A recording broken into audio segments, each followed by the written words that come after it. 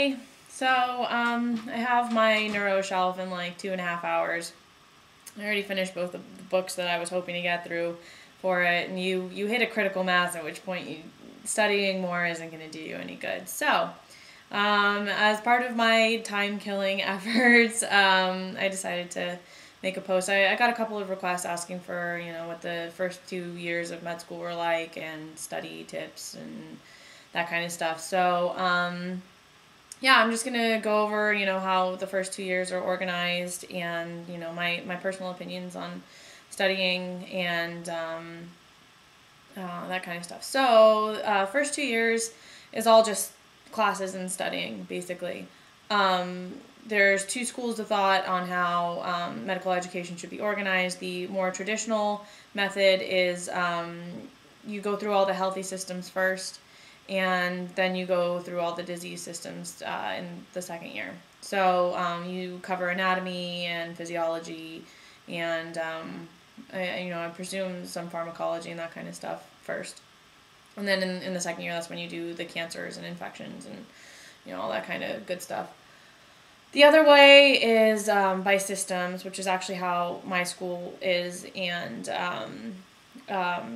basically they organize everything into systems in which time you do everything at once. So they started out with basic principles, cell biology and microbiology. They introduced antibiotics at that point. They also did, stuff that you need to understand, the most recent scientific literature, so statistics and that kind of stuff. It was brutal. First year is also when they did all the gross anatomy, so the body dissection and everything was all in first year. And then after core, which was only half of first year, that's when they started the system. So we had hematology and derm and neuro and musculoskeletal, cardiology, pulmonology, reproduction, all that kind of stuff, not week by week, but block by block. And blocks were basically however long they needed to be. So the longest, I think, was neurology. That was 9 weeks. Shortest was derm, which was 1 week. And, that you learn everything at once. So, like I said, gross anatomy was all in first year, but you get a refresher on anatomy, the physiology, infections, cancers, drugs, everything all at once.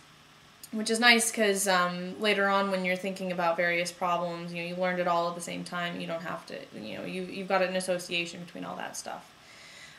Which leads me to the whole, issue of studying. So in undergrad, you have time to do everything. You can go to class even if that doesn't help you.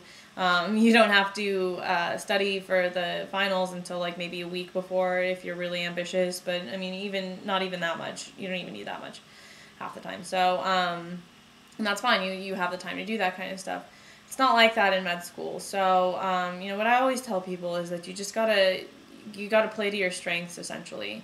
So if class works for you and you can sit there and just passively absorb and you get everything you need out of it, awesome, good for you, go to class.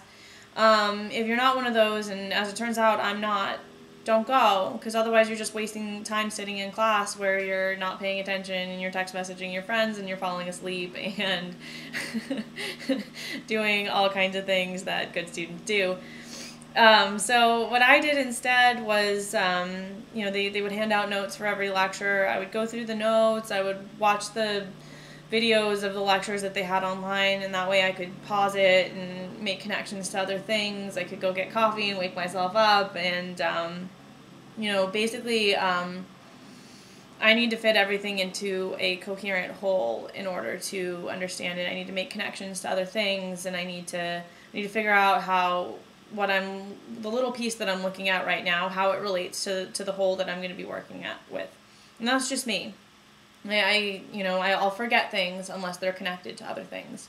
And so going to class didn't work because I didn't have the time to go back and make those connections. And so, I'd come away after 8 hours with nothing, and I'd have to go through it all over again. And I flat out didn't have time to do that. So, for like rotations and stuff, like, I don't know if you guys can see that. That's my calendar up there. where I write down things that are important, deadlines for stuff, and I can basically keep track of everything that way because now I physically have to be places. Whereas in first and second year, you can do things at your own pace. And if you have the capability to be ready for a test in a week, you didn't have to do anything until that week. And there are people like that. I wasn't like that. I had to go slowly and try to keep up. That's the other way that, having a calendar, for example, is a good thing is because, there's a constant reminder that there's this thing coming and you can't put it off forever. I'm a procrastinator, and I don't do well in class, so that's kind of a dangerous combination. And basically, in order to be successful, you have to fight those tendencies and figure out ways to keep yourself on track. So first and second year is all just curriculum. You get a nice little break in between, where you can do research or go do clinics and travel and that kind of thing. That's what I did. And then after second year, you have to take step 1 of the boards. This is basically the medical licensing exam. It's divided up into 3 steps. First step you take after second year. Second step you take sometime in fourth year. Third step you take during intern year of your residency. And after that, you have a medical license. You can write prescriptions and that kind of stuff. That said, you're not able to practice yet because you have to get a certification from the residency board of whatever specialty you're going into, and that involves its own test. So at the end of my surgery residency, I'm going to have to do like an oral exam and probably a written exam as well and all that kind of stuff. Then after that, I'll be a board certified surgeon and I can do that kind of stuff. Although the state of our medical system is such that that's not really good enough in order to be able to get a job. So after that, I'm going to have to do a fellowship. Just on a personal note, also, I get occasional comments like, where are you studying and where do you go to school and that sort of thing. And I just wanted to explain why I don't answer those. There's a reason why I don't give my name and I don't specify what city I'm in and that kind of stuff. And it's nothing personal. I would love to be able to share that kind of information, but you never know who's out there. And actually, I've already been in a situation where somebody I actually knew socially turned out to be completely crazy and chased me down the freeway, and I had to move and change my phone number and all that kind of stuff. So it's not to say that anybody who's looking up med school videos is completely crazy. Nonetheless, you never know where you're going to run into that kind of a thing. And it's an experience that I would like to avoid repeating. So, no offense, I'm sorry. But, I will continue to call myself Q, and I will continue to not answer questions involving specific things like where I'm studying and what school I go to. So, also it's for patient safety. If I could be potentially anywhere in the country, that means that you'll never figure out if I'm talking about your mom who was in my hospital last week, kind of a thing. All right.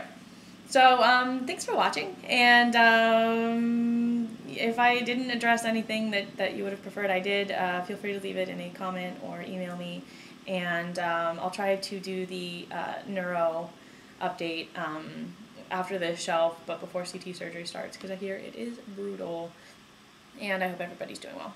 Bye.